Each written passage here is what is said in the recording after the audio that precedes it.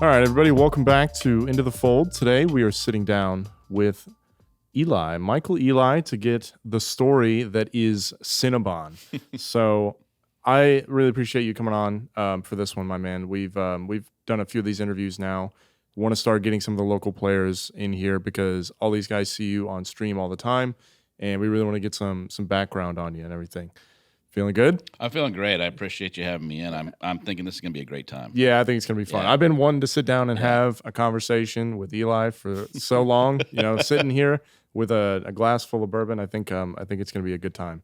I usually get this started by trying to get some background on you. Sure. Because, we've talked. I've known you for a while, but I still don't know all that much about you. Where are you from originally? Because you're not from Texas. No, I'm not from Texas. I moved to Austin in 2014. I would say growing up, so I moved around a lot growing up. I would say I'm from New York. That's where I lived the longest.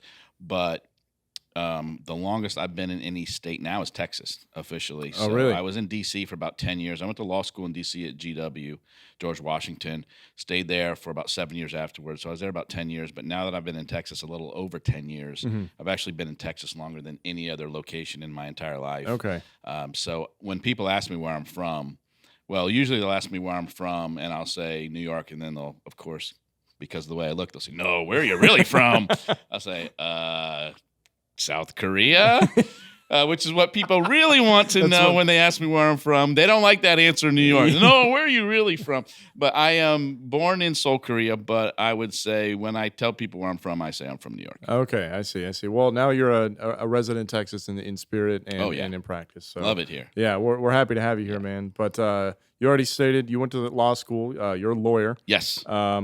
And as I understand, where did you say you got a degree from? I thought it was from Harding. No, Harding was undergrad. Law school was George Washington University. It's one of the, I think, 5 law schools in the D.C. area. Okay, yeah. Cool. Pretty good school? I don't really know a lot about it. At the time, it was a top 20 law school. I think it's still up there, but I don't look at the rankings anymore. That doesn't interest me since I graduated. Fair enough. Yeah, I think a lot of us kind of move on from college. We don't give a damn about our college after we leave. So yes. I get it. Well, I did see that while you were in college, you actually worked as a White House intern under Clinton and a congressional intern under Vic Snyder. How does a guy named Cinnabon find himself interning at the White House? That's pretty wild. It was an interesting situation. I had a college professor who was a speechwriter for Bill Clinton. Okay. And I had his class, and he said, "You know what?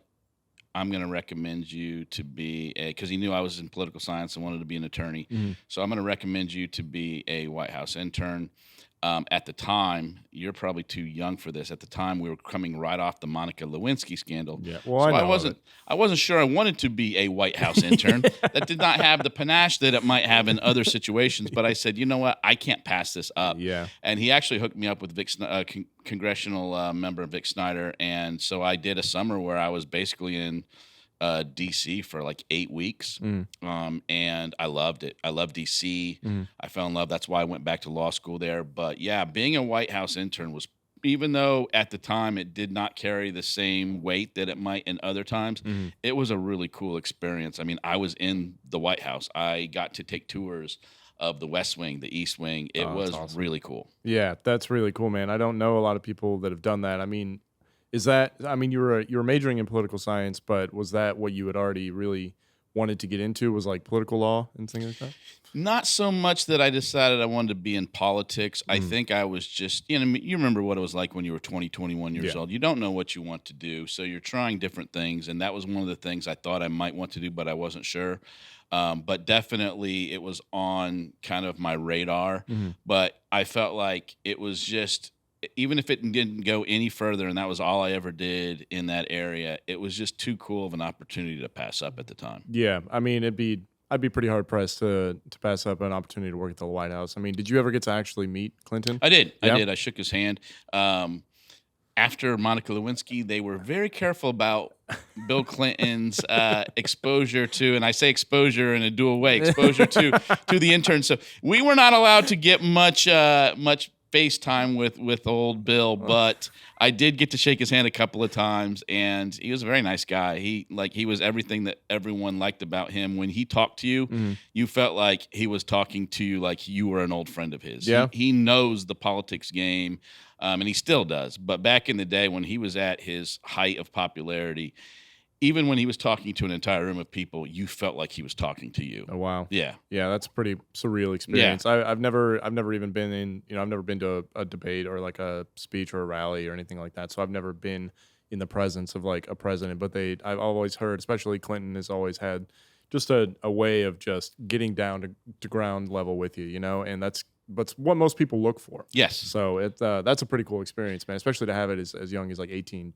20. Yeah, it was one of the coolest experiences. And I don't even, you mentioning it, I hadn't thought about my time there in probably 10 years, and you bringing up, it just brings up great memories of my summer good. there. It was just, I met so many fun people.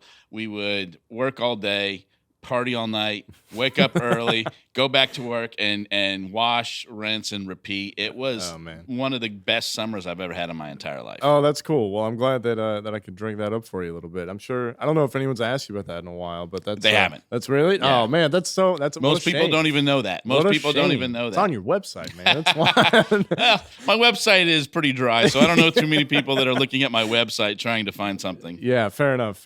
Well, I'm glad I got a chance to talk to you about that. Did you ever do any political legal work after that?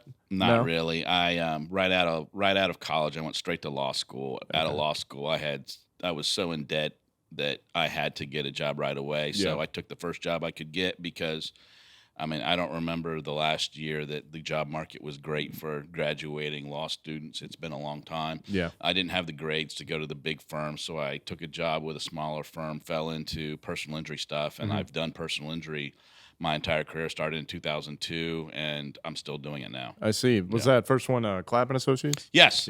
Yeah. Specialized in aviation law. Had no. Yeah, that's wild. Yeah, had no experience with flying or anything like that, but they specialized in aviation law. Mostly plane crashes, things like that. And I got into it, loved it, and never really looked back. I really enjoy what I do. I took a little break when I lived in Florida for about 4 years. I took a break and I did insurance defense just to see what it was like on the other side. Realized I did not like working for the big insurance companies. I liked working for the little guy, the plaintiff. And so I switched back when I got to Austin, and I've been here for 10 years practicing plaintiffs' personal injury law since 2014. I see. So you have your own firm and everything, right? I do. I'm a partner at my own firm. I'm the first name. I'm not sure if I'm the first name because I'm the most experienced, which I am. Yeah. But I'm guessing that I'm the first name because it kind of flows. Eli, the name of the law firm is Eli, Valentine, and Reed.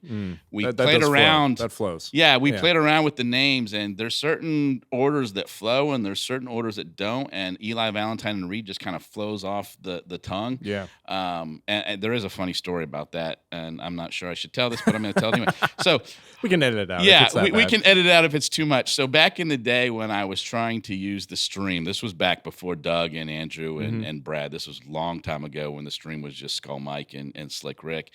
I was trying to promote our firm, and so we were Eli Valentine and Reed, EVR firm. And so I'm on the stream as EVR firm, but when you read that quickly, it looks like Everfirm. So it looks like I'm some ad for Viagra or something. And so it's hilarious. And then when somebody pointed that out, I was like, oh crap, I can't use that as my moniker on screen on stream. It looks like I'm a dick pill joke. You should not have told me that. Your name from now on forever until the end of time is no longer Cinnabon. It is Everfirm. I should have a stream coming soon where I go back to my old Everfirm name. Man, we're gonna make it happen. Let me tell you. Well, I'm getting a little old for that nickname, so I don't think it really helps me much anymore. Oh, that's wild, man! I did not know that. I love. If you go back, you can look at all the old streams on YouTube. If you go back, probably like you're talking 2020 or 2021, you'll see some old streams where my moniker on stream is EVR firm, looking like Everfirm. That's fantastic. Yeah, well, I'm definitely gonna have to check that out.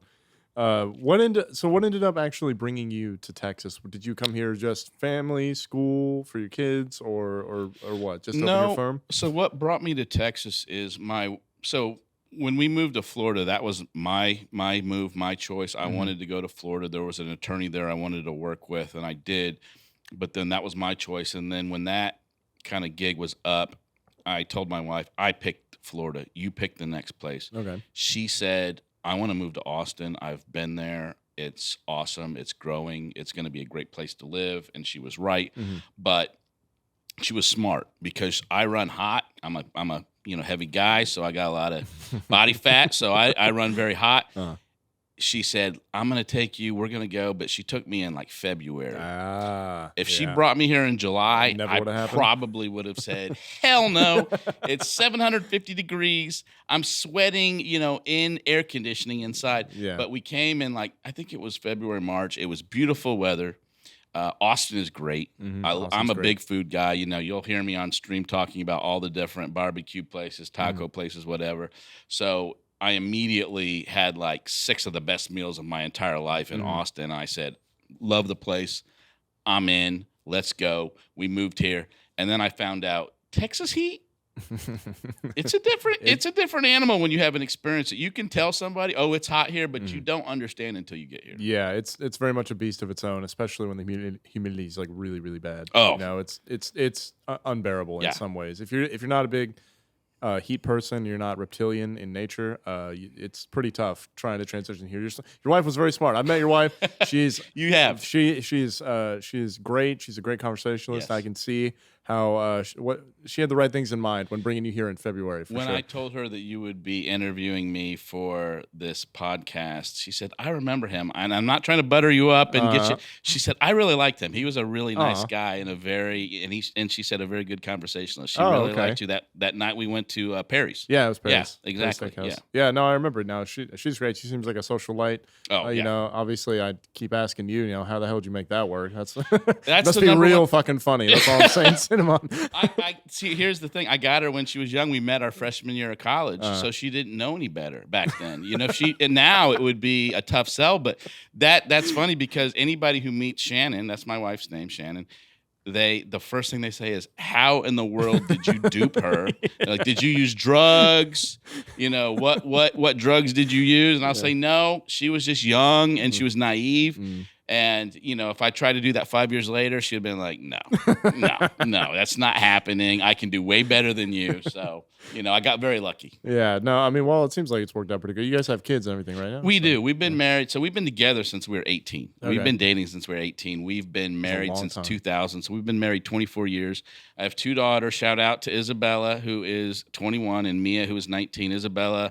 Mia goes to UT, so she's a Longhorn, and Isabella works at a preschool. Very proud of them both. I went to my second UT game just the other day at Mississippi State. I won't go again because it's hot as hell at what's the name of that stadium? I don't even know, man. Like the Bob Royale or whatever stadium, that. Whatever the name of the stadium is. It's like 700 degrees in there, so I'm never going back there again. But it was fun to watch Arch. I was like, I got to go see Arch before he gets put back on the bench. So we went to see Arch. But big fan of my daughters. They're great. No, that's great. Would you ever encourage them to go into law school or anything like that, or pursue law? I wouldn't, but my youngest is dead set on going to law school. Oh, really? Oh, yeah. Okay. She wants to be a lawyer. I don't think she loves law. I think she sees the easy life, that she perceives the easy life that Shannon and I live. And so she says to herself, I want that life, but I mean, at some point I hope to bring her into my firm and hand that off to her, but that's way down the road. Way down the road. Yeah, way down the road. I get it. I mean, I know that that's a pretty grueling practice. Yeah. It's a lot of school. It's a lot of work. It does pay dividends in the long run for people who do it correctly, but there's a lot of negatives that come along with it. Like, what is the toughest part about being a lawyer, especially working on personal injury cases? I would say the toughest part about being a lawyer as far as personal injury for me is just getting in the cases. The competition is so robust. I mean, we're competing with the guys on the billboards, the guys on TV, the guys that have advertising budgets in the millions and the tens of millions. we can't compete with that. So we're very much a word of mouth firm, and we do well. I mean, I'm not going to sit here and say that we're getting beat up, but it is a dog eat dog world in the personal injury realm where you have to, every single client is a fight. I fight for every single client I get. I make as many contacts as I can, but at the end of the day, it's really hard to compete with the guys that have these gigantic advertising budgets that they can just throw money at TV and at billboards, and they have the flashy 4444444, or they're on their private jets, or they're on top of a semi saying, we're on top of it. All these guys, it's just tough to compete, but we make it work. And I don't know if that's going to last forever, but as far as right now, it works. Going pretty good? Well, it goes really well. Yeah. People have seen me lose a lot of money on stream, so clearly it goes okay. Otherwise, I would be in the poker morgue. I like to call there's the poker hospital. And I know I didn't coin this term, but I like to say there's the poker morgue, and we all know those players that, oh, what happened to X, Y, and Z? Oh yeah, they're in the poker morgue. You never see them again because they get destroyed. Yeah, no, I get it. Well, we're happy to still have you on the stream. I appreciate at the very least, transitioning into something a little bit more lighthearted. Talking about poker, how long have you been playing two-card Texas Hold'em? Texas Hold'em. So I'm so old. I started with 7-card stud. Oh, of course. I mean, and then 7-stud was the way to go back then. And that was when I played 7-card stud. I was 21 years old, and I was playing with a table full of. This was before OMC was a term, but like me and 7 or 6. I think you can only play 7. Is it? I think it's 7. You can only play 7 because there's 7 cards. Yeah, I've never dealt. So me and 6 other OMCs. It was like a bunch of 70, 80-year-old men and me playing 7-card stud. I was in the rounders. I mean, I saw rounders in the theater. That's how much of a poker enthusiast / old man I am. Is I saw rounders in the theater. Dragged Shannon to it. She hated it. But I loved it. Yeah. But I knew poker before that. I loved that movie before it was even a big thing. Transitioned to Limit Hold'em, which most people started at Limit Hold'em. And then No Limit became big right around when I became an attorney, like in 2005. So I lived in D.C. then. Yeah, it was all underground, illegal games, and that's what I played in. Was in a game that got robbed one week when I wasn't there, luckily. Shannon made me quit after that. I didn't get to play in that game anymore because it got robbed, but I started in that kind of underground scene. And then, as I would travel for business, there would be legalized gambling or legalized casinos, and I would play in Vegas or I'd play on some of my business trips. I didn't really get deep into playing a lot of poker, though, until about like 2012, 2013. When I lived in Florida, they opened the Daytona Kennel Club, and it was right near me. And so I would play there, and that opened right before I left. And then I came here, played in some underground, and then, the Lodge. I am number 243 at the Lodge. Are you really? I'm one of the lowest numbers. I very rarely meet people that have a lower number than me at the Lodge, but I was one of the OG members of the Lodge. Oh, that's fantastic. But I was one of the first kind of people, I think, that started playing, because there was another room that I used to play in. I don't even remember the name of it. But before the Lodge in Austin, that was kind of the pseudo-legal, back then it was very weird. But and then I came to the Lodge, and I've been playing at the Lodge pretty much. I mean, I played at some of the other places, but pretty much I've been playing at the Lodge since I was member number 243. Wow, that's pretty awesome. I didn't know that you had been here that long. I know you've been here for a long time, but I didn't know you were like top 500 Lodge players. That's pretty wild, man. Once in a blue moon, I'll meet somebody at one of the 1-2 grinders that will tell me they've got a lower number than me, but I'm almost always the lowest number. Oh man, that's awesome. It is. I love that fact. I'm very proud of the fact that I was one of the kind of OG members of the Lodge. Yeah, no, that's cool. What first brought you here? Ooh, I think just because it opened. Yeah? Yeah, I think it just, and the other room that I used to play in, the games kind of dried up, just like it always is. The games came here. It was big. I mean, this was obviously way before Doug, way before Brad and Andrew, but it was getting most of the games. And then, I just met some of the local players who I still occasionally play with.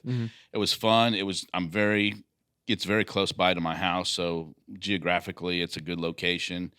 And yeah, I mean, it's just one of those things where you go where the games are, you go where it's convenient. As a rec player, I mean, I don't do this for a living, so I can go play anywhere I want, but I'm going to go to places that are easy for me to get to. Right. That makes sense. That makes a lot of sense. What has kept you here? I mean, you've been a member since the beginning. You're still here, 5 years later, 6 years later since it opened. What's kept you coming back, man? It's so hard to even pinpoint. I have to answer that in such a long-winded way. So to start with, obviously geographically, it's convenient to get here. It's close to my house. But beyond that, I've made friends with management, with ownership, with players from the 1-2 game all the way up to the high stakes, the dealers, the management. I hope, we as human beings are very poor at being self-aware, but I hope that the people that I come in contact with at the lodge like me, the management, the dealers, and I like them. But I enjoy the lodge because this is, again, before your time, but cheers. That's what I compare it to. This is the place where everyone knows my name. Yeah. They might not know my name is Michael Eli. They might know me as Cinnabon, but that's okay. After this, maybe Everfirm. But no, when I come here, it just feels like it's my second home. Like it's a home away from home. I know everybody, everyone, people I don't even recognize. Like, hey, Cinnabon. And that's just really cool. It's just a really cool feeling to come to a place where you just feel like this is my comfort zone. This is where I feel comfortable. And I know the dealers. I know the management. I know the players. I know pretty much anybody I come in contact with. I love the stream. The stream is great. It has...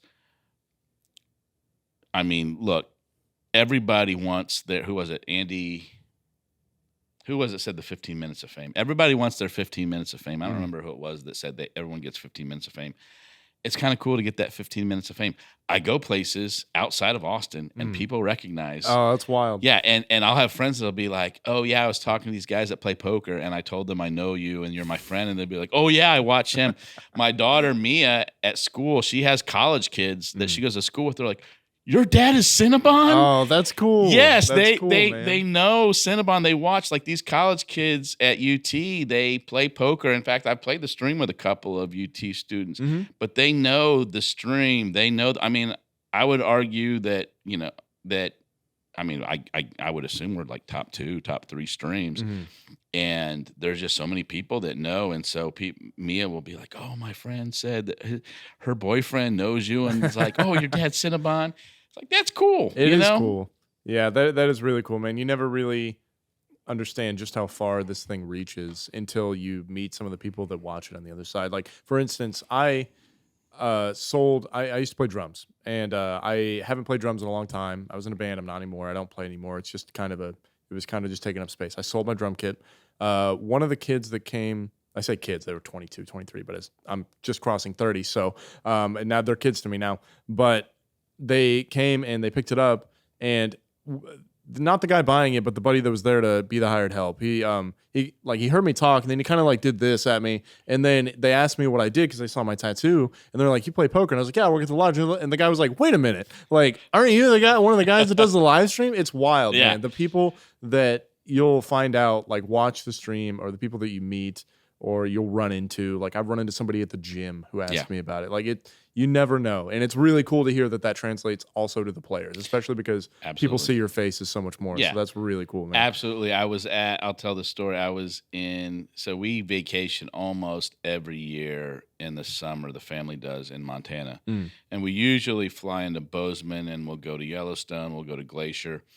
So I'm at this bar, shout out to the Cat's Paw in Bozeman, Montana. Cat's Paw. I go there to it's a casino/bar, and it's got slot machines. So I've got my brother-in-law, my sister-in-law. Actually, the first time I took them there was 2 guys fist fighting in front of the bar, which was awesome. And at 3 o'clock in the afternoon on Tuesday, it was awesome. I'm like, this is pretty much the greatest bar ever. When it's Tuesday at 3 o'clock in the evening, and there's 2 dudes just fist fighting at the bar, that's pretty much the bar you want to be at. So that's not part of the story. So they have poker tables there. They have like 3 poker tables there. I'm like, whoa, poker tables. I've got to play. Yeah, of course. So I sit down. I'm playing. This guy's just eyeballing me, and I'm pretty sure I know like he recognizes me. And finally, he looks at me and says, "You're on the live stream, aren't you? The Lodge live stream." And I said, "Yes." That's awesome. He said, dude. "You're Cinnabon, aren't you?" And I said, "Yes." And so he and his buddy were like, "We knew that was you."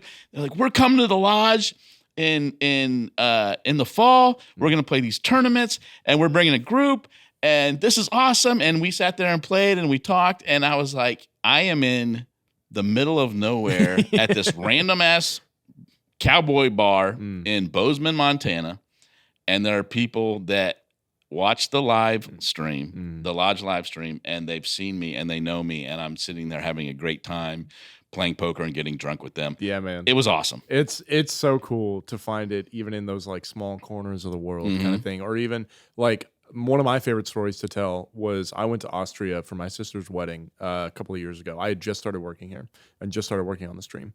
And I sat down in a restaurant and I was watching like a Hustler clip or something, Mariano or something like that. And the guy next to me, you know, doesn't speak great English, but he strikes up a conversation with me. He's like, "You play poker and all this." And he's like, "Oh, wait a minute. You work for Doug Polk. Oh, wait, he bought the Lodge. Oh, I watch the Lodge all the time." I'm like, I'm in a restaurant in Austria, dude. It was nuts. Like That's awesome. It's so cool to see how far the community actually reaches, and getting to meet the people that are in it is the coolest thing. And that the fact that so many people love watching the Lodge because it's the Lodge really speaks to how inclusive it is here. So we really do cater to the players. The community is unmatched, both in person and on the YouTube channel. It's just such a great place to play the game. Yeah, it's so good. I can't agree more.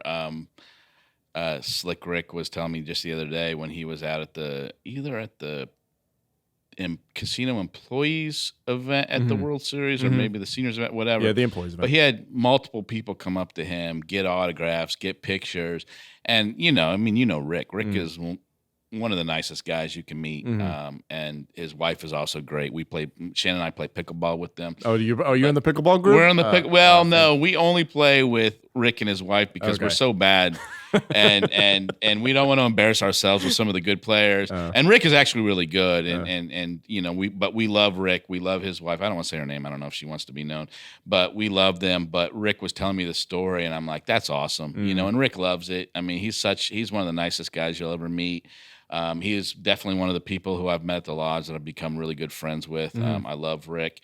And in fact, I want to say, one of my buddies whose son plays high school football was at Kelly Reeves and texted me and said, "Is the announcer for this game one of the commentators for the Lodge live stream?" And I was like, "Slick Rick?" Like, yes. Like, yeah, that's him. That's him. And that just goes to show, like, people know the stream. They know Slick Rick. They know Skull Mike. They know Greg Potter. They know the players. And to kind of come from a place where, I don't know about you, but, I mean, I've been a nobody all my life. Yeah. And so to have the recognition where people in other states, and in your case, other countries, are recognizing you, it's the perfect amount of celebrity because you get too popular and it's like you have no privacy. But to have people recognize you and say, "Oh yeah, I like you. I watch you on stream. That's cool." It's really cool. I don't want it to be cool. I want to be all like, "Oh yeah, who cares? Whatever." Be like, "Yeah, I don't care," but I can't be that cool. I'm like, yes, I am really jazzed by that. I think you speak for everybody in that regard where you do kind of want to play it off like it's no big deal, but dude, it is cool. It really is the perfect level of notoriety where it's like people are happy to talk to you because of who you are, and it's a recognition of your work, right? Of the things that you do. Like everybody, I think, seeks that out at some point in some way in their lives, and it's just not only is it just cool that it's about a poker live stream, but it's nice to have people just come up and like give you the head nod of like, "Hey man, I see you. I see you as a person. I see that you love doing this. I really love spending my time watching what you do." Yeah. So I think that is really cool and can speak to everybody. Absolutely. Yeah. Absolutely. So you're a self-proclaimed recreational player. Yes. Who plays pretty often with people who are very much not so recreational. Correct. Right? Or they're very, very tough players. Yes. How do you feel about regularly playing with guys who take the game so seriously? I mean, it's tough. It's tough because we're playing for such a large amount of money, Mhm. and I'm not rich. I mean, I do well, but I can't afford to lose hundreds of thousands of dollars in a year playing poker. So it's a double-edged sword. I play with very, very good players. I played with, all of the best players in Austin. I Mhm. don't want to go through a list because that would insult people that I don't They don't put mention. on it. Yeah. But there are a lot of poker pros that I play with that are far superior to me. Not only that, but they also study the game. I Mhm. have never really. I don't know charts. I don't study pre-flop charts. Mhm. I think the only two time I played a heads up tournament a couple of years ago, and I watched a quick video on upswing. That's not a A plug. yeah, that's not a plug. I just was like, all right, I Googled it and upswing came up. I watched one on heads up, and then I played a PLO tournament. I watched an upswing video. That one came up too. I watched an upswing video on that. But beyond that, I really don't study. Mhm. Where I've learned to be better is just playing with the really good players. So it is a double-edged sword. You play with these great players, and the great awesome players are the players that come into the stream that are from out of town that are pros. You learn from them, and that's how you get better. Is I'm not great at studying, mostly because I'm not willing to do it. Mhm. This is a hobby for me, Mm. and I'm not going to study a hobby. It's a hobby. It's supposed to be fun. I get it. Studying's not fun. So I'm not going to study. I'm not going to, get into the lab. That's not a term that I use because I'm here to have fun. I'm here to be, this is my hobby that I do away from work where I blow off steam. I have a good time. But at the same time, I don't want to get destroyed. I can't get destroyed. If I get destroyed too much, I can't play anymore. Can't play anymore. And so it is a very much a double-edged sword playing with these great players in that they teach me. When you play with great players, unless you're just, I shouldn't say this, but unless you're a complete moron and you don't take you don't take any of that in and learn anything from it, which would be crazy, but that happens. Mm. I learn from them, Mm. and at the same time, they're beating me up because they're just far better than me. They study more and they're just naturally more gifted in that area. Mhm. But I really do enjoy playing with them because I learn from them and I get better. And I like to think I am a much, much, much better player as a result of playing with these better players than I was, say, 2020, 2021. I Mm. mean, there was a long period of time, even at the lodge, where, and I still consider myself a low limit player. This idea of playing high stakes still is very foreign for me. It feels very weird. It feels very strange. There was a time at the lodge where I was a 1-2 guy. I was a 1-3 guy, and that's all I played. And even at 1-3, I didn't buy in for the max. I'd buy in for like $300-400 because I didn't feel confident in my game, and I didn't feel like I wanted to be that deep in a game. And I just started to learn and learn and learn. And I decided, you know what? I'm not going to study because that's just too much work, but I'm going to learn from these good players. And steadily, I've gotten better. I've probably hit my peak. I probably can never get any better than I am now, which is sad because I'm not a great player. But I hope, again, back to the self-awareness, I hope I'm above average rec. And that's what all I can really hope to be is an above average recreational player. I'll never be any better than that, but I'm okay with that. As long as I'm above average, I'm fine with that. Don't sell yourself short. First of all, Cinnabon, don't do that. You got plenty of time left. We know you're going to play a lot more poker, so I think it's only ups from here, man. But I agree with the sentiment that whenever you play with tough players, it kind of forces you to become tough. It's a survival mechanism at that point. Like, it's like, all right, either I got to pay attention to what these guys are doing or I'm going to get eaten alive. Mhm. And that is what I've always really loved. Like, when I grinded some higher stakes, that is what I always loved doing. Very much to my detriment in some ways, where I was like, I'm going to try and find the toughest game in the room and see, what I'm made of in this case. But as someone who like plays recreationally, I can understand how that can get frustrating at time when you're just trying to play, a decently sized game, but most of the players that you play with, even if you like them, are just, better players than you. Like, it's an inevitability that comes up whenever you play this game for long enough. But it's good to know that you're still in there tussling with them, man. Like, I love to see you play on the stream. Everybody loves to see you play on the stream. Do you think you have like an edge on any of these guys that you play with? Like, is there, after you've played with them long enough, do you think you've maybe gained enough information to where you can punch back every now and again? Well, I mean, everyone knows it's either me or Zach are the luckiest players in Austin. So that helps to be lucky. Everyone's seen the video, or not everyone, but most people have seen the video where I'm just cracking aces with 8-10, Jack 10. I am definitely considered one of the luckiest players in Austin. So that helps. So when you say, can I fight back? Yes, with luck. But do I have an edge on any of these players? Generally not. I mean, even the fellow recreationals, they're just really good. The guys that stick around. I mean, again, talking about the Poker Morgue, the players that are weak, they die and they don't play anymore. And it's Darwinian in nature. Poker is one of the most Darwinian activities you can have. Only the fittest survive. And so even the recs that at one time maybe I was better than them, they become better and better and better. The only way I probably have any kind of advantage over anybody is I don't think about the money. And I think sometimes some of the recs and even some of the pros, I mean, look, if the game gets too big for anybody, you start to make decisions based not on the cards or what on the reads, but on the money. And I generally don't do that. I'm generally not really worried about the money, which is partially because, I have another job where I do well and I don't have to worry about the money. And so if I have any advantage, which I probably don't, but if I have any advantage, it's that I don't really think about, like I go with my reads, I go with my gut. I don't worry about the money as much. But, even the greatest pros in the world, like back in the day when the corporation was taking on Andy Beal. And Andy Beal had set, smart guy, genius guy, had set parameters for the game where it got so big, even in a limit game. I think they were playing like 100,000, 200,000 limit. Wow. It was so big that the pros were losing because it was too big. They were uncomfortable. He put them out of their comfort zone. And you can see on any game or really any stream, you see that player that you can tell, oh, that guy, when he's on the 5-10 stream, he plays, 40% of hands, but then he gets on the 25-50 or the 50-100, all of a sudden it's 20%.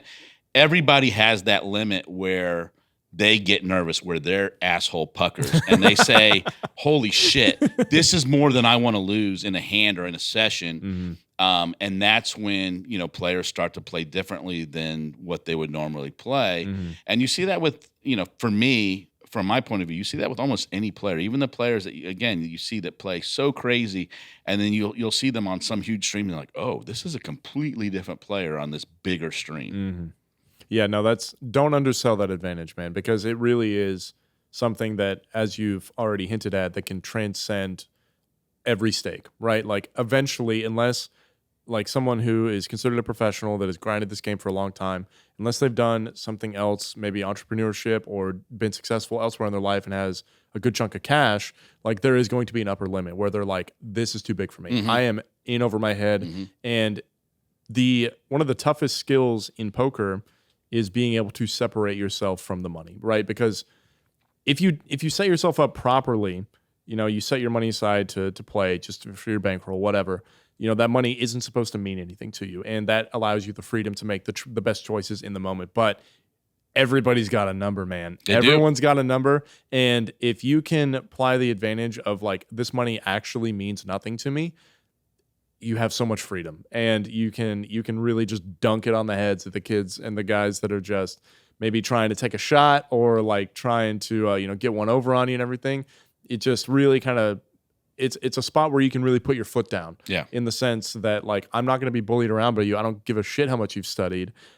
I have more money than you. I'm willing to lose it. Are you willing to lose it? That some days that's what it comes down to. And that's the beautiful part about this game is that like, people can apply different advantages, right? And that is one of them in something like this. So don't undersell that shit, because it really is a really good advantage. And I think if used correctly, like you can pretty confidently survive in like some of the toughest games out there. So and I do, when I see some of these recs that are playing gigantic stakes, and you're like, why would you play that with these sharp players?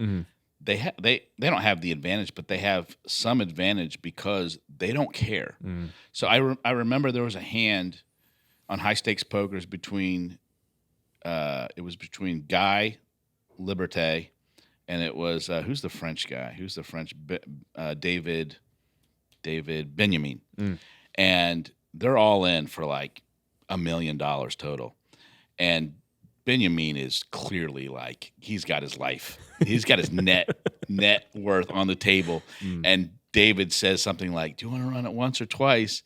And Guy's like, I don't give a shit. I've got billions. I make more than you. And so it wasn't him that said this, but I think it was actually Doyle. Shout out to Doyle, 10-2 tomorrow. Doyle said, this is your entire life savings. This is one day of earnings for Guy.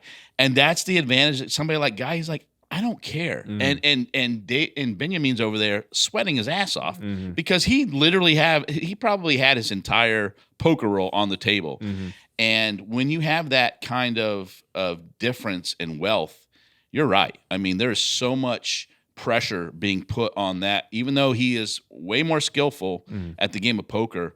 When you're making decisions for your entire net worth, there's very few people that are that steely that they can just look at that and be like, I don't give a shit. You know, and there's very few people that don't look at that and say, oh my God, if I lose this pot, if I call this bet and I'm wrong, I have no poker roll. And that is something that, you know, you can get those big bluffs, or, you know, you can get a little bit of an advantage over players that are better than you if you don't care about the money. Not that I don't care about money. Right. And there's certainly stakes where I would be right there with my asshole puckered like everybody else.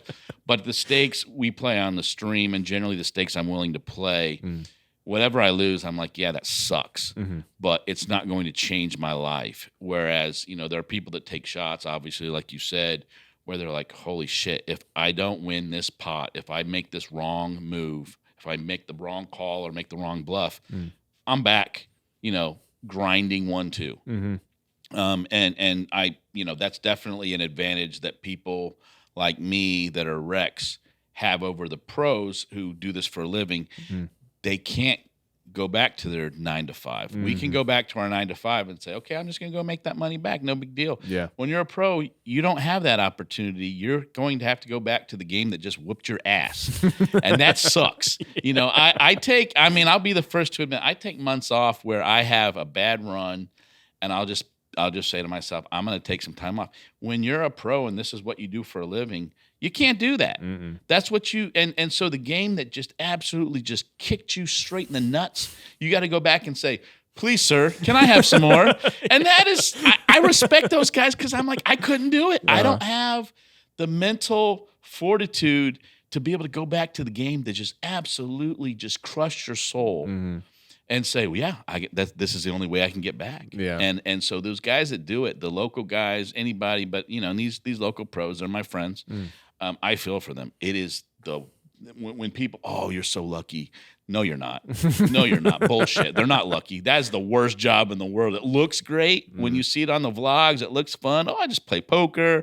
I go throw money at the blackjack table. We go for big dinners. Yeah, you don't see the videos where they're crying in the corner because they lost their entire bankroll and they have no other way to get money. Yeah, I'm sure you've had it happen to you as a pro. It's a different world. It really sucks when you can't play anymore, you know, or when you're at a point where it's like, I have to drop stakes. Like those things are very humbling. And I will say it's kind of funny to hear a lawyer, a personal injury attorney, say that they, you know, respect the mental fortitude of a poker player. Say I don't have the capability of doing that. That's pretty funny to hear you say. But yeah, man, it's rough. Like if you lose your role, which like I have done, you know, I didn't drop stakes soon enough. I got too greedy, et cetera, et cetera. It's tough. Like I didn't play poker for like a year and a half. I had to do other things. Luckily, I was in a position where I could do other things. I had other skills where like I could deal. You know, I'm doing the commentator thing now. Obviously, I'm doing like reasonably well with that. So like I had other options, but dude, it's tough. Whenever you like take a shot and you're like, I have like 75% of my roll on the line. You know, let's see how this goes. And if it doesn't go your way, you're starting over. And having the resilience to do that over and over and over again until finally it works out is really what you know separates the winners from the losers in the long run in this game. So I know that as a pro you definitely talk hands and make friends with other pros. Have you known any other pro who said I've never gone broke? No. Yeah. No. I mean it's like actually I do have one. I have one, but he did have some other stuff going for him. Okay. So but he actually left poker after a while. But what other profession is there where pretty much you can expect that you're going to lose all of your money? You're going to declare bankruptcy at least once in your life. In the real world, that's like, I mean, there are people that have to declare bankruptcy, and I'm not trying to make a joke about that, but, you know, there's not that many in poker, it's the equivalent of every poker pro has declared bankruptcy once in their life, at least once, probably multiple times. But to have to do that, it's just I don't understand how you don't have PTSD, how you don't have depression. Oh, we do. Yeah. But you just work through it, man. Yeah. You compartmentalize that shit. You just put it away. But it's tough. It is not something that I have the mental toughness that I could ever do. And you said being a personal injury attorney, it's different. It's not like I couldn't do it. I couldn't do what you guys do, where you hit rock bottom and I imagine you look up and you say, I can't even see the light at the end of the tunnel. Yeah. It's wild. I will say, from somebody who, like, when I was in Dallas, I used to play, 10 quarter pretty consistently. Big games, I'd sit down with 5K. I haven't sat down with that much money in a long time. Right. Because, I had my own other stuff happen in life that kind of stopped me from doing that, but I'm only just getting to the point where I can start grinding a roll again. And it's pretty wild. Like, I used to play 10 quarter, and now I sit down and play 1-2 most days now. So, like, I get it. It's tough to do, but if you really love the game enough, like, if you really do have to, like, love it. Otherwise, you're just kind of a masochist, which maybe some people are. Right? I've met a few of those in poker. So where you just, go back to what you know versus, like, moving on to something else. Yeah. But you really have to love it to get back into it. So yeah, and the inability to be able to take breaks is what would really be tough for me. And that, you'll see there are months where you won't see me on stream, and sometimes it's because I'm busy at work. But as most people know, they see me here a lot. Shouldn't probably say that on camera. Whatever. Anyway, we'll edit that part out. A lot of times when I am not seen on stream, it's because I've had a pretty nasty bad run, and I'm taking a break. And again, you guys just can't do that. You can't take these long breaks that us Recs can do, where we rebuild our confidence, we rebuild our roles. And probably the most important thing is, we get mentally back to where we need to be, and you need those breaks to do that. They talk about in the NFL, as a cornerback, you have to have a very short memory. You have to have the shortest freaking memory ever for a poker player. You can't even try to remember the last hand you were in.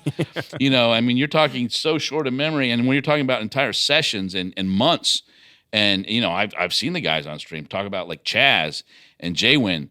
They've had streaks where they're like 14 sessions in a row on the stream where they've lost. I'm like, I've not done that, which is totally possible, but I've not done that. If I did that, I would probably have to take like 6 months off, not financially, but just mentally. Like, I can't stand that much losing. Right. It's just too tough. Yeah. It's, how did someone I know put it one time? He's like, well, the way you have to think about it sometimes is like, well, it's time to go get fucked again at the poker tables.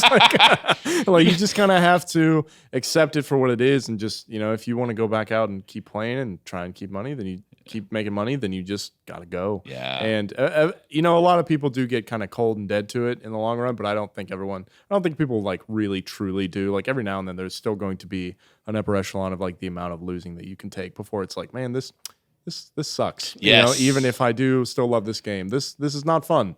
This is no longer fun. I am widely considered either Zach or I, Stash or I, are widely considered the luckiest players in Austin. And I went on about a year-long streak where I was just, not skill, just pure, just like getting in good games and just sun running, and ran up, just big stream, not as much off stream, but on stream. And then you start to get, poker is the, like, most fucked up thing on the planet, because when you're running bad, you think you can't beat anybody. There's you can't beat a table full of people that have never played in their life. There's no way you can beat them. But when you're sun running, you get this cockiness and this stupid confidence where you're like, holy shit, I figured this game out. I am good at poker. And that's what I got, a year of sun running, which basically was a year. I was like, shit, these guys talking about they're, oh, poker's hard, whatever. This is an easy game. I figured it out. I get in good games, but I figured it out. And then in the last 2 months, I went on just a Downer, like $65,000 downswing where I couldn't win a session. I was losing all-ins, running it twice with ace-king versus ace-queen. I was all-in, versus a flush draw, running it twice, and they'd hit it twice. I mean, I was just could not win a hand, could not win a session, and I thought, this is poker. This is what poker is. You get cocky when you win. You get depressed when you lose, thinking you're the worst player, cocky, and thinking you're the best player when you win. And poker, the poker gods, the game of poker will humble you when you get cocky, and it will lift you up when you're depressed about it. Because right after I went on that bad downswing, the last like 6 or 7 sessions at the lodge playing in the I know Doug hates it when I call it a private. What are they? Not a private game, because all the games are private since we're a club. A reserved game. Sure. Doug, whenever, does not matter. Whenever I'm with Doug, I'll say, the private games. Mike, it's not private. All the games are. I'm like, seriously? Just let me say private. You know what I mean? So anyway, that's off the topic. Playing in the game that I run with Pierre, just got it all back, and more, and went on a huge upswing. And now as I sit here, I'm starting to get cocky again. Yeah. And I have to remember, stay humble. No matter how well it goes, you're not that good. And even on the flip side, no matter how bad it goes, you're not that bad. You're just going on a bad streak. And I've heard of people, and I've never had this happen, obviously, but I've heard of people going on year-long sun runs or year-long just absolute downswings where they just don't win. I'm like, how is that even statistically possible? But it totally is. Oh, it is. You would actually be amazed at some of the numbers that people have ran, especially these guys that have done millions of hands on online poker and stuff. There's a 5% chance that if you play, I think it was 100,000 hands, which is an absurd number of hands. That's several years worth of live poker hands. There's a 5% chance, even if you're a winning player at 5 big blinds per 100, you break even, which is dude. It's that hearing that number really brought it back down to earth for me. I was like, wow, the law of large numbers and stuff, man, it's unfathomable how bad you can actually run. Is it likely? No. But is it possible? Yes. And a lot of people just do not understand how low those plateaus can go in terms of just sometimes you just have shit luck, man. And it kind of is what it is. Well, and I don't think as a live player, I don't play any online. I don't trust it. That's the main reason. But anyway, I don't play any online. I only play live, and I mostly play live because for me, it's again a hobby. It's supposed to be fun. I like the social part of it. I like to talk to people. If you see me, if you played with me, if you've seen me on the stream, I enjoy talking, conversing. But I will never play enough hands in my entire lifetime to even really show whether I'm really a winning player or losing player. Those guys online, they play millions of hands in a year. I probably will never play 1,000,000 hands in my entire life, and I've been playing poker since I was 23 years old. Right.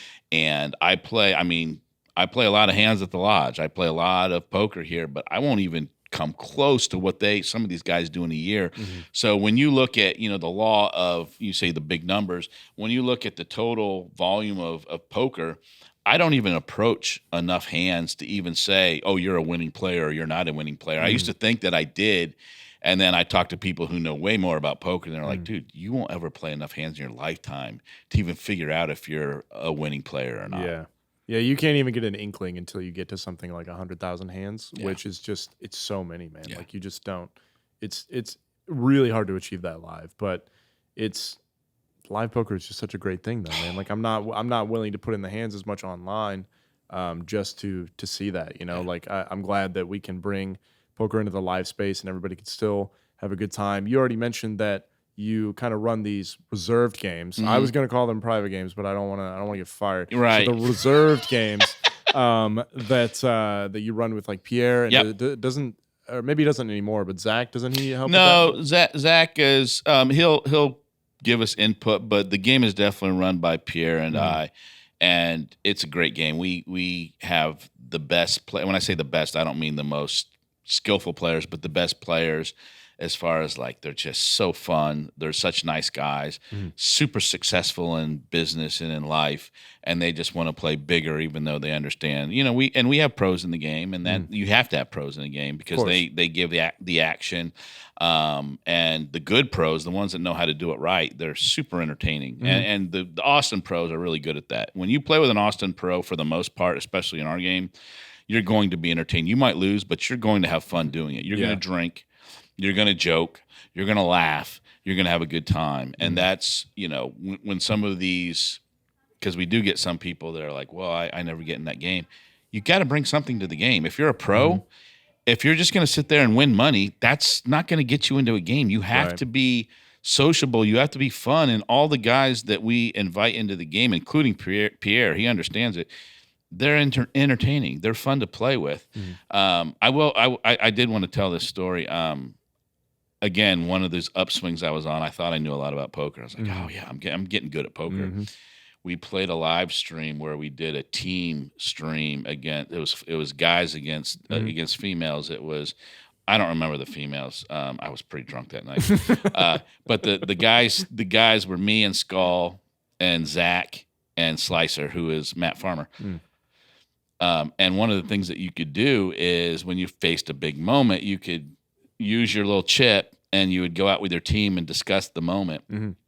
I thought about poker in a rational, intelligent way. I get out there with Slicer, with Matt Farmer. Holy shit. Different world. Felt like he was the calculus professor and I was literally like a dog and not even a human being, a dog in the audience being like, arf, arf. Like, I was like, what the hell? And it was so beyond, I didn't even know what to ask him, like, to even follow up. He was so beyond anything I could. He was like, oh, this and this. And she, and talking about, this. And I'm just like, holy shit, I know nothing about poker. And again, Slicer, shout out to Slicer. He is pretty well renowned as one of the better pros, if not the best, but definitely top 4 or 5 pros in Austin. But you talk about poker in a theoretical way with somebody who knows and they study and they just have the innate ability that you don't have. And you're like, oh my God, I don't know anything about this game. And I remember that night and I was already drunk. So that was part of it. But I just remember thinking, I'm going to be quiet now because anything I say is going to sound so stupid compared to what this poker savant is saying. And again, I love Slicer. He's one of those pros that knows how to do it. He's entertaining. He'll drink with you. He'll joke with you. He's perfect at the table. But that dude made me realize how stupid I am when it comes to poker. Yeah, I mean, it sounds like you get a whole smattering of different types that play that game. You get guys, I mean, obviously you kind of pick and choose. You have the luxury of doing that. That's what you get as a reserve game here. I mean, you have a player pool that can play anywhere from like 510 to like 200, 400. So like what considerations do you really make when you decide how you're going to structure a game? Like what stakes, like who you do and don't let in, et cetera, et cetera. Right. So as far as the stakes, there was a time period where the stakes got too big. In my opinion, again, this is all in my opinion, at the lodge, the private games, this was something, the reserve games is something, I was not running them, I was playing in them, but they got too big. They got 25, 50, 50, 100. There was no cap on the buy-in. So you were super deep, super big, and the pros were just absolutely destroying everybody because if you get too deep in a game, the bigger the game, the bigger the blinds, the bigger the stacks, the pros have that much more of an advantage, and they were absolutely just dragging the wrecks into the deep end of the pool and drowning them. And it put so many people in the morgue that we decided when Pierre and I, and we got a lot of input from Doug, because Doug knows how to run a game. Sure. He gave his input. We had to put a cap on the games, and we have a 3K cap during the week, and then on Fridays we do a 5K cap. If you don't put a cap and you allow people to buy in for whatever they want, what happens is, as a rec, you get this big stack because you go on a little sun run, you get a $30,000 stack, and all of a sudden a British Bulldog or a Slicer or a Pierre or fill in the blank, they buy in that deep and they'll stack you in the end. And so we had to put a cap on, because you have to think about the larger ecosystem of poker when you're doing this. And so we capped it at 5, 10, 10. You can straddle as much as you want. That's fine. But I think the number one thing that contributed to the longevity of the game is we capped the buy-ins. These pros, they can't come in and match the stack. They've got to buy in for the 5K or the 3K, and they have to build their stack up. So that was one of the first things we did, was we capped the game. We made it smaller so that, there was longevity to the game. As far as considerations, the pros, you got to bring something. Like I said before, if you're going to just sit there and snipe the game and win money and not add anything to it, leave when it gets bad, not start the game when it's shorthanded, not contribute as far as not drink with everybody, joke with everybody, be entertaining, you're not going to get a seat. As a rec, we're pretty much going to give any rec a seat because, a rec is a high stakes game or any big poker game, any poker game. It's only going, if you have 8 pros, it's not going to be a good game. Yeah. You got to have the recs. And so, any rec, including myself, I'm very much a rec.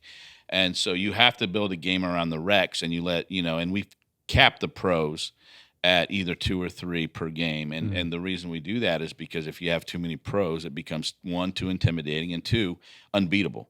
And so we cap it, and we give people, each pro gets their turn to be in it. And so we try to be as fair as possible. But as far as like a recreational, anybody that wants to play in our game, they're welcome to play in the game. If you're a nit, you can play in the game. Nits don't do well in our game, honestly, because we straddle so much. We have an ante. Antes, anything where you have to put unforced or you have to put forced money in is going to favor the action players. And so nits have a tough time in our game. And they can survive somewhat, but they can't survive as well as they could at like the 1-3 or the 2-5 where there's no ante and there's not a lot of straddling. And so, you can be a nit and we'll let you play.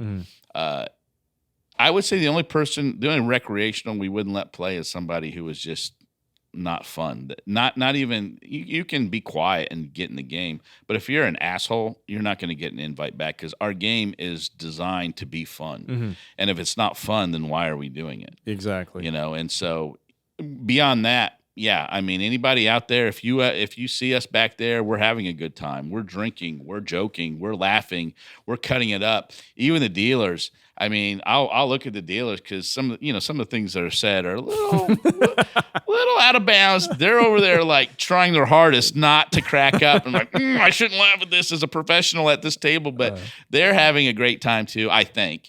Again, I don't know that. I haven't interviewed dealers, but I believe that the dealers have a great time at our game because we're fun, we're talking, we do tip well, which is helpful for dealers. But even beyond that, I think the dealers like dealing our game because it's just fun. It is fun. If you're ever in the room while that game's running, people every now and then glance back because they hear, the boisterousness, the laughing. They see, sometimes you guys give food, drinks are going around, everybody seems to be having a good time.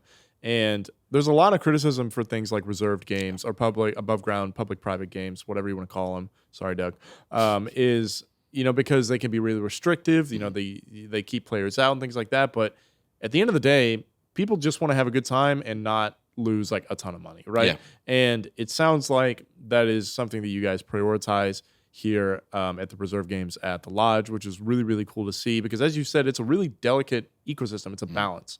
And to do that, to keep something going long term when you know that there are going to be winners in the game is a really hard thing to do. It's really cool that you guys kind of have worked out a good system for that. And I think anybody that's looking to play a pretty good game at the Lodge is going to find Mr. Cinnabon and track him down. Come talk to me. If you ever want to play in that game, you want to take a shot, you just want to see what it's like.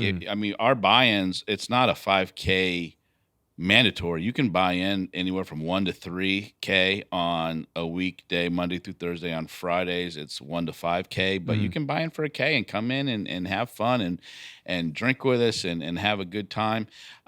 We do. And one of the reasons we're able to have a good time is if you go to the main floor, which I do all the time. Many people out there have played 1-2, 1-3 with me at the Lodge. I play on the main tables all the time as well. But one of the downsides of playing on a main table in the main room is you might get put with a bunch of people who you don't even know a single person there. Right. When we play our reserve game, everybody knows everybody. It's like getting together for Thanksgiving every single time we get together. And it's just like, oh, hey, you. We all know each other. We all enjoy each other. Yeah, we're trying to kick the shit out of each other on the poker table. But as far as like, just being friendly and being like, yeah, we all know each other. We all get along. We have a great time. And even the guys that come into the game that have never played in it and don't know all the players, they quickly become a regular and they quickly feel like, okay, this is fun. These guys are fun. I enjoy this. I feel like I know everybody now, and there's a lot. Obviously, there's a lot of needling, and there's a lot of shit talking. I mean, we're not slow rolling each other for the most part. We're not doing things that are ethically kind of questionable. But yeah, we're doing side betting, and we're needling each other and making fun of each other, and we all laugh about it, and it's all in good humor. So I have never played in a game that was more fun than our game. And I don't say that as advertising. That's really the truth. Our game is so much fun. Yeah. No, and that's cool, man. I mean, that I think embodies exactly what people love about the lodge is that you can come and you can have the opportunity to sit in a game like that. Yeah. So that's really cool, man. I love that you guys have really boiled that down, perpetuated it, and make it happen however many times a week you guys do it. It's a lot of fun. It's a lot of fun to even watch. I deal it sometimes. It's a lot of fun to deal. Yes. So it's really cool that you've helped enrich the community in that way, man. So that's cool. Oh, and the same thing happens on the stream. Even the guys that come from out of town that don't really know everybody, what I've noticed is that they are, they're not here. Yeah, they're here to win. They don't want to lose, but they're here to have a good time. They see the stream and we're cutting up. We're doing all those same things. Because a lot of times, Mike does a great job of putting together lineups where there's a lot of local players that all know each other. Because it's not just about, I'll be the first to say, as a game runner, it's not just about who's a nit, who's loose, who is good at poker, who's a pro. It's about personalities. It's got to be a fun game, and he does a good job of putting a lot of local players together that all know each other, where we're going to have great conversation. We're going to have a fun time. And so when these guys come from out of town that are, they're here to play the stream, whether they win or lose, they're still having a good time because they're playing with a bunch of players that are cutting up. We're needling each other. We're having a good time. You look at the stream, and sure, there's streams that are more talkative than others, but for the most part, any stream that has at least a couple of 3 locals, it's going to be fun. There's going to be great conversation. There's going to be a lot of laughing. There's going to be jokes that are not appropriate, even though they're not appropriate. Even they're still for a funny. stream. Yeah, even for a stream. But you're just going to have. It's just going to be fun, and you're gonna. And if you're not on the stream, what I love about the stream itself is I'm in chat. Chat's great. You got all these chat regulars. You got the regulars that are that are the stream players, but then you have the regulars in chat. You go in there, and it's the same thing. It's all the same people. It's people that you know. Even you don't know them. A lot of these people, they're from other countries, and you don't know them personally, but you kind of feel like you know them because you chat with them in the chat. But it's a community, just like we're a community of players. There's this community of chat where you go into that stream chat and you can joke around, you can needle, and you can, oh, hey, so-and-so, there you are, and you talk with them. So that, to me, is one of the great things about the stream is even when I'm not playing on the stream, I still enjoy the stream. I like to watch it. I like to hear the commentary, and I like to go in there and chat with everybody. Yeah, you're gonna get some trolls in there, and you're gonna get people that are like, you're a fish and you suck, and I'm like, yes, I know. You don't tell me things that I don't know. That's fine. You don't engage the trolls, and there's people on there like, you suck at poker. I'm like, okay, that's fine. You're fat. Okay, I know. Whatever. But for the most part, those people on the chat are just as entertaining, just as fun, just as interesting, and just as cool to interact with as the players you play with on the stream. Yeah, I think what all that really boils down to is poker is really about the people a lot of the time. And it seems like we have just cultivated the best community that I've ever been in a live environment. Like at all. On the stream is, hats off to everybody that participates in that, in the chat. Plays on stream, etc. It really does feel like we all know and like each other, which is really cool. So I love it. That's like the stream. I love the lodge. I love to play at the lodge. I love to play in the reserve game. But my true love and it's the stream. I love the stream. I love playing on the stream. I love interacting with the chatters in the stream. The stream, to me, is like the beacon of what the lodge is, and to be able to play on it consistently. I think I have played on more streams than any other person. That sounds right, honestly, yeah. To have that privilege is such a blessing, and I don't take it for granted. I feel so blessed by it because at the end of the day, comparatively, I'm not a very good poker player. So to be able to have this longevity where I've got to play all these streams and have run well and gotten into good games and, whatever, to be able to be not a great poker player and still get to play on all these cool streams and play with all of these cool players and interact with all of the great people in chat, I just feel so privileged to be able to do that, because in my heart, I'm still just that little 1-2 guy. And, and I have to pinch myself sometimes going, holy shit, I've got $20,000 in chips in front of me and I'm playing 25, 50, 100. What the hell is going on here? This feels like a different world. Like I went down the rabbit hole and I'm in a different universe. It just feels so weird. And I do have to literally pinch myself and say, you're so lucky. And I don't take it for granted. I don't take it for granted at all. I feel very, very lucky to be able to play on the stream at the lodge, interact with some of the great, great, great players, great people, workers, dealers, players, chatters, everything, moderators, commentators. I love it.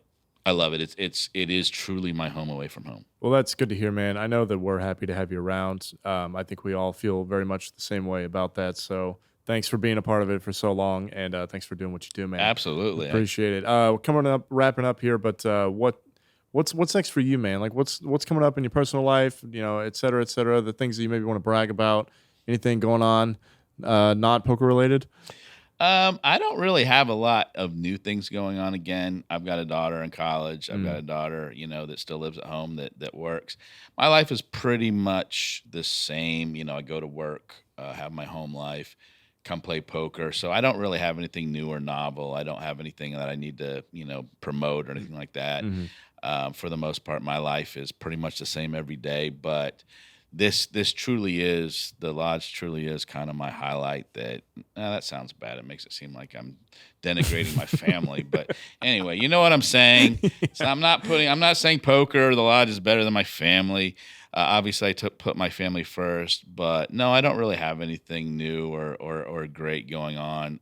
It's just, kind of the same old. But when you're 48, which I am, and the same old isn't that bad. Routine can be kind of comforting and can be kind of nice. Yeah, well, that's good to hear, man. Good luck to anything else you got coming up. Thanks again for your time. Yeah, I appreciate it. I'm sure we'll see you on the live streams here pretty soon, mixing Absolutely. it up. Appreciate it. All right, guys. Thank you guys for listening. My name's Greg Potter. We will see you guys at the next one. Thank you.